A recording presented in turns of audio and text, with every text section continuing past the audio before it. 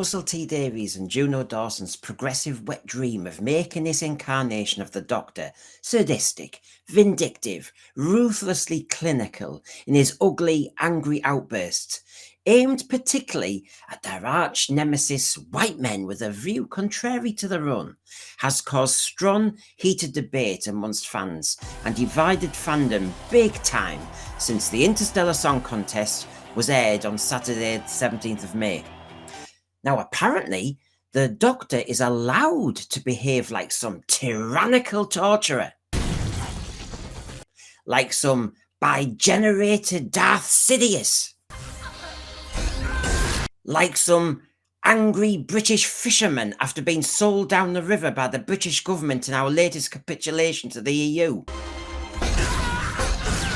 like some possessed police officer with a twitchy taser. Oh yes, didn't we have a recent moment where RTD rejoiced in Lucky Day's script in the impetuous use of tasers? Yeah. Hot taser lady. Yes, he's allowed to behave in such an undoctorly way because he got a touch of hypothermia. He got icicles growing on his... becoming our very own galactic Mr. Freeze. You will put ice in my heart, darling, and I will stand and watch you freeze.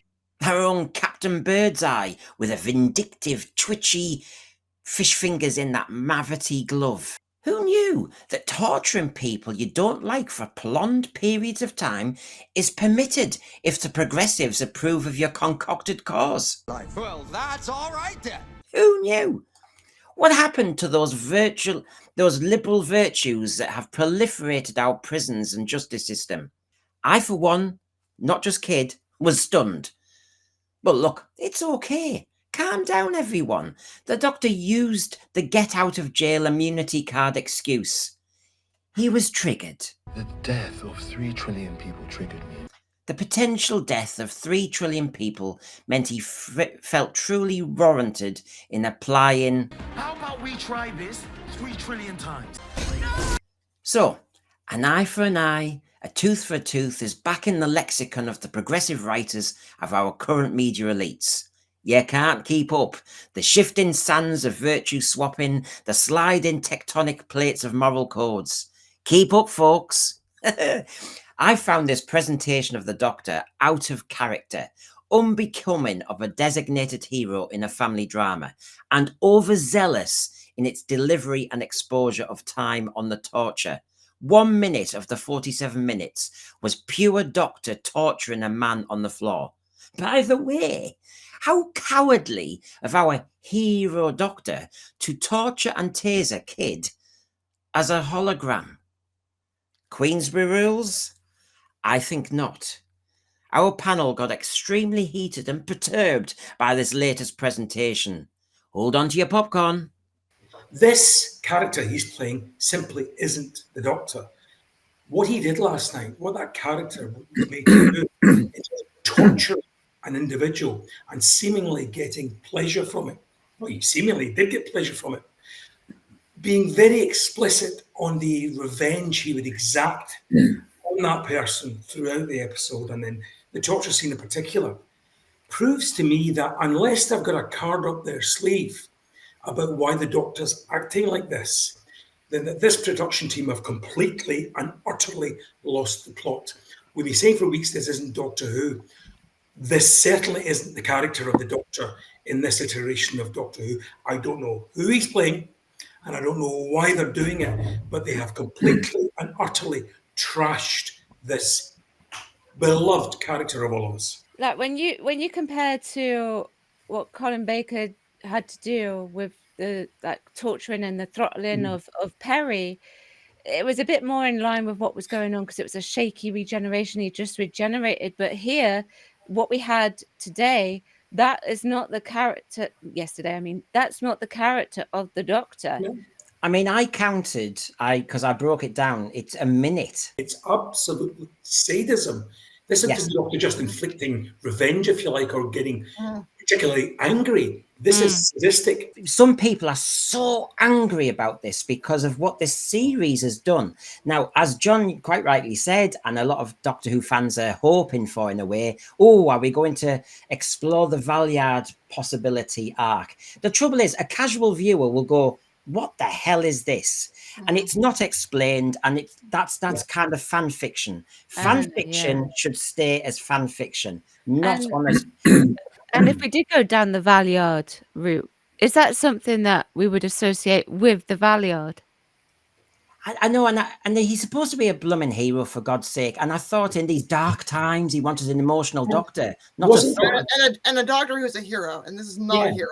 No, and wasn't the whole thing about this doctor, the reason why we introduced this silly concept of bigeneration, was this was a doctor no longer with issues. He was basically telling Tennant, I got it covered, new start, fresh start, clean slate. And now we've got a crybaby doctor, we've got a sadistic doctor. And more to the point as well, Brendan, also part of this, my burning issue was what appears to be a promiscuous doctor who quite happily would insert himself between a married couple and actively encourage them to flirt with him. That is the doctor. Yeah. Well, here's the transcript, and then I'll bring Michelle in. The last of the Time Lords, he says to Kid, you did all of this, and now you're threatening 3 trillion people, except I'm here, telling you no. So Kid says, I'll purge the airlocks and clear the whole station. And then the Doctor, and do you know what I'm going to do? I will survive, and I will find you, and you can run and hide and whimper all you like. But I will find you, because you have put ice in my heart, darling. You put it there, so I will cast your body out into the void, and I will stand and watch you freeze to death. That's just his warm-up act. And then he says, a hologram can hurt. How many people did you want to kill? 3 trillion? How about we try this 3 trillion times?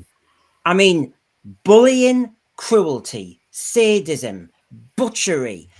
And I have to say, there is no character arc I will allow to have that being called Doctor Who, because 1 minute the RTD says I want 6-year-olds watching, and as an ex-teacher, John as an ex-teacher, excuse me, there is no excuse ever for you doing that to another human being.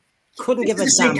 Only 2 stories ago was threatening a young the Conrad character, how horribly he died for basically just telling mistruths on the internet. Nuts. I mean, Michelle, at near the end, he apologized in a way to Belinda, and he said, oh, it's just I'm triggered at the thought of 3 trillion people being killed. That's why I did what I did. No excuse, Michelle. Oh, and the companion was like, okay, that's fine, Doctor. Don't do that again.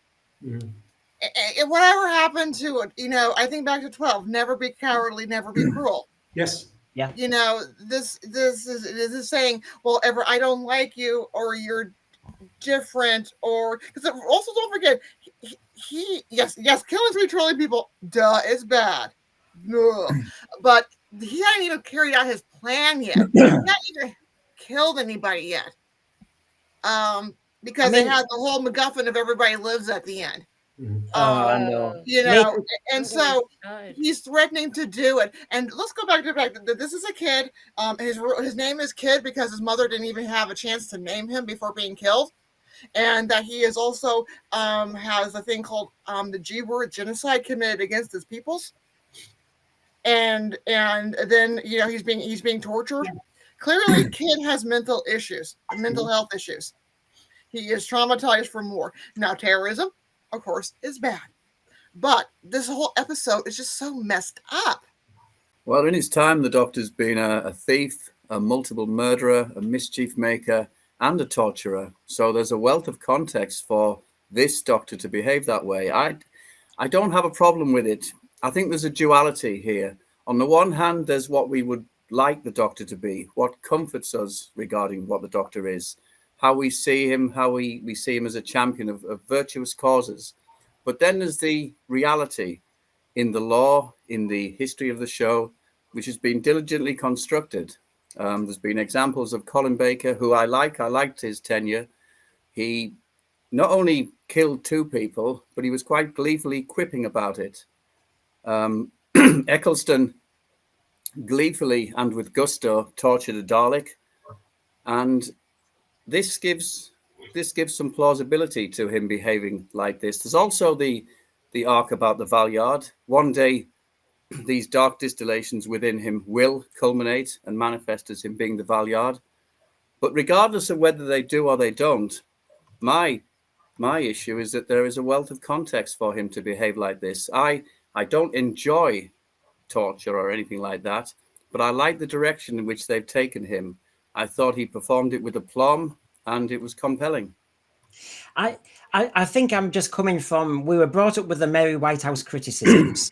You can't show a split second of the Doctor being drowned underwater in Deadly Assassin. 1 second was too much, because some could argue Mary Whitehouse was kind of half right, saying the kids have to wait a week and there's no closure. Your hero isn't saved.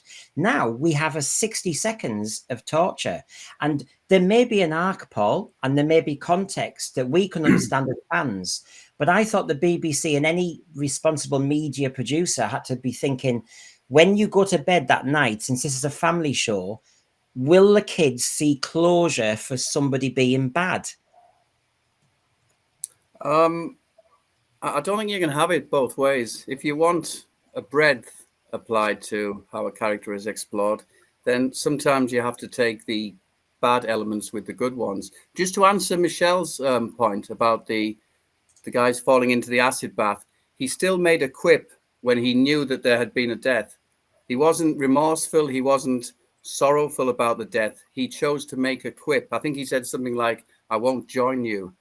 So that's a callous attitude to death, and I reject the idea that this isn't upheld by what I said. I struggle, John, to make a look. This is why we've got a panel like this, but I struggle to see a parallel between that moment. It was almost like Roger Moore doing his blooming James Bond jokes when people died. Yeah, I'm just justifying it, but two people in an acid bath, yes, wasn't the best moment for the Sixth Doctor. But the parallel with him saying, "I'm going to taser you 3 trillion times." Yeah, I disagree with Paul. He mentions quite rightly occasions in the past where the Doctor has not behaved properly, very improperly. And that happened.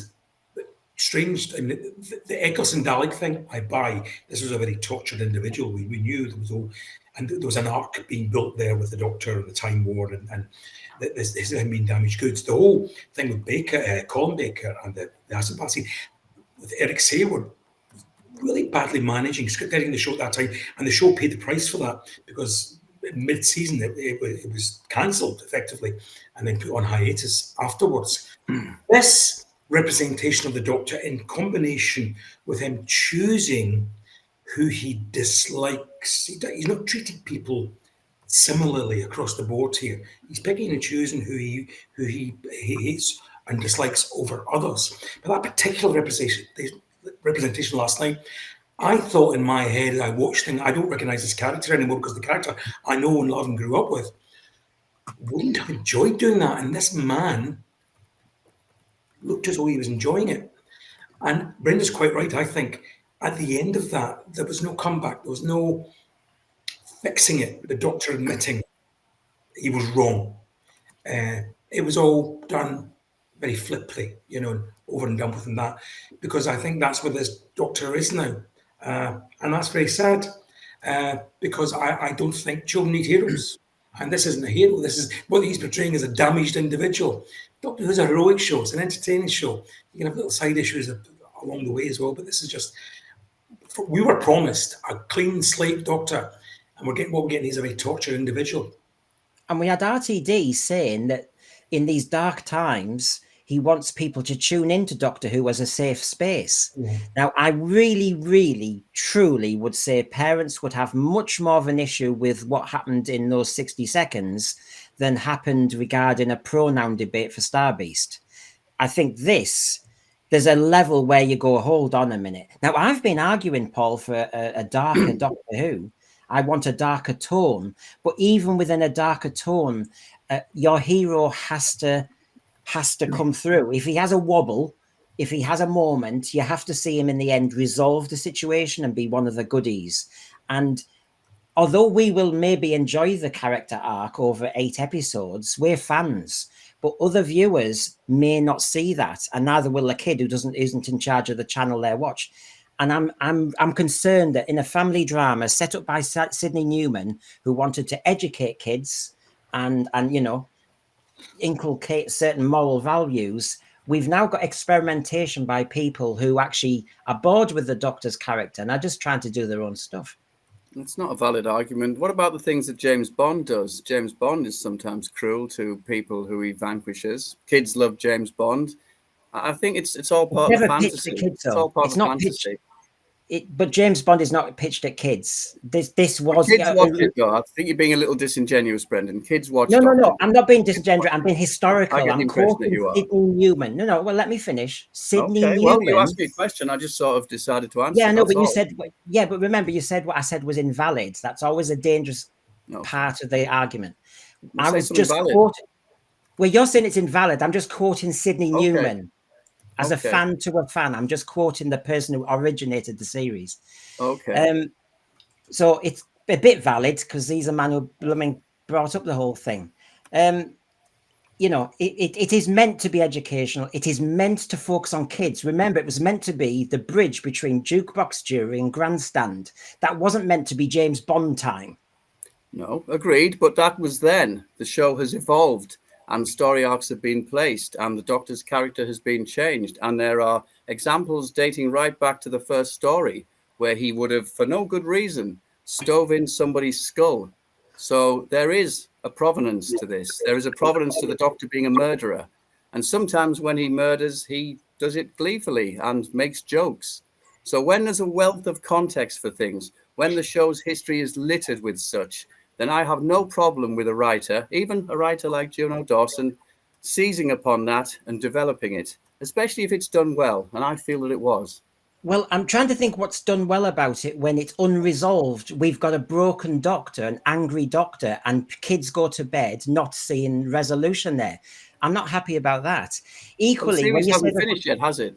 But but the kid goes to bed nonetheless. Who said the kid's going to see closure? Well, that's not something that I have a foremost consideration of mine. I have had enough of Doctor Who not finishing stories off per episode. It's about time they resolved it. But in a case like this, I haven't. I'm quite happy about it. Yeah, but how old are you? I'm talking about kids. Yeah, I know you are. I understand what you're saying. Okay, I understand what you're saying. I don't think it's the big issue that you feel that it is. I don't think that it is. Yeah, okay. I've only been in safeguarding for 30 years, but I actually. Well, I understand all that, Brendan. It's you're getting like Harriet Jones, where I feel now compelled to say, yes, I know you've been an English teacher, but the fact is that's not my concern. I want to see a good story told. That's not your concern. I want to see this. Different. That's fine, by all means. So you say your concern, I'll say that it's not my concern. We can leave it there. However, I will say that when you say there's provenance, that the Doctor has done various things that are out of kilter from murder, in fact. Flat out murder. I will continue from an unearthly child onwards. I think there's a hell of a difference to someone. Right. If a kid in a playground punches somebody, that is different to a kid in a playground punching a kid for 10 minutes. That is very different. Yes. That's the point I'm making. Okay. The point I'm making is it's not relevant because I like that darker side explored. And I don't like people gleefully torturing each other. But when a character that has been one way, but has shown glimpses of being other ways, suddenly focuses on being those other ways, I don't mind. I don't mind if it's detailed with a lengthy sort of excursion into such. I don't mind. But what you find problematic, I don't. That's what this amounts to. Well, no, it amounts to more than that because obviously it's supposed to be a family drama. It's not supposed to be on at 10 p.m. And I made the point about Deadly Assassin. Mary Whitehouse went mad about a 1 second freeze frame. Meanwhile, we have 60 seconds of torture, and it seems to be, well, that's okay because there's provenance. What about Eccleston torturing the Dalek? Hold on. Just hear a different one because I don't think that you are going to get a meeting of minds here. My view on this is last night, and this is my opinion, I saw something in that character I have not seen before. Yes, there is a history of the Doctor killing people, being responsible for the deaths of people, sometimes through deliberate, sometimes through negligence, whatever. Yes, there's all that history there. But last night, I saw a character trait in the Doctor I'd never witnessed before. And this, in combination with a whole lot of other stuff that's going on with this character, in terms of his over-sexualized performances, his ability, to be more interested in what he's wearing than what's going on around him. Fair point. It made me think that they have reinvented this character, and they might as well have called it something different. There's certainly parts about Gatwa's performance that I don't like. When I feel that he's playing the Doctor well, when he says things like babes and darling and all that, it recedes very much into the background. It doesn't bother me as much. When I feel that he's giving a good performance, and I feel in large part this season he has given a very good performance, then it doesn't matter as much to me. It becomes a bagatelle as far as I'm concerned, all of his mannerisms. But I do agree with you, though. There are a lot of things about this Doctor that we've had to contend with and try to reconcile. So that I do agree with that. Garbage here. Doctor Who was meant to be educational and is a hero. James Bond arrests or sometimes murders criminals while sleeping with women. James Bond is done in a real world. Doctor Who is sci-fi. He makes that distinction. Where do you stand on this, Michelle? I'm not saying that they are the same. What I'm saying is that children have access to them both, so they're exposed to the frailties that you've discussed in both cases. That's what I meant. I'm just concerned that parents found pronouns an excuse not to show kids Doctor Who. 60 minutes of torture might even give them more. Michelle, where do you stand if we're going to conclude on the Doctor? I don't like it. I just, it doesn't feel like the Doctor to me. I remember I was in the car yesterday with my mom, and she's asking me about the episode before we had watched it, and I says, well, the Doctor tortures somebody, and she scrunches up her face and goes, that's not the Doctor. And I watched that, and I'm like, that's not the Doctor. Yeah. Rachel, you've been listening quietly there. Where do you stand on this overall? For me personally, it's not the Doctor doing that. I think to me, it comes across as more horrific because it's another human, so to speak. I'm guessing he's a Hellion, isn't he? But it's a humanoid. Yeah. So it's more relatable, more personable, and that's kind of scary. Yeah. Very dark. It was very dark. I want a darker tone to the Doctor Who program, but, within that there needs to be parameters, I thought. But, there is obviously an arc going on here because he keeps going on about he has ice in his heart. So there's something going on. The apology kind of to Belinda is leading somewhere, clearly. It's just my concern that with the obsession with arcs, each episode still needs to have a beginning, middle, end of your character arc for a hero. And I didn't think that was played out very well. And there is a concern that he seems to be so triggered by Conrad Clark, who was spreading conspiracy theories, but actually didn't do any physical damage to anybody. Yeah. But, somebody who... but he's happy to do physical damage to somebody else. It's a very strange set of moral codes. And of course, I couldn't help but unsee, I can't unsee this. This is Luke Skywalker being tortured in Star Wars. Yeah, I remember. It was only last week when the barber, who just happens to be a Nigerian, is forgiven and given a whole fresh start by this Doctor. Whereas Conrad was told he's going to die horribly in prison, and this man could have been very near tortured to death. Double standards from this Doctor. Yeah.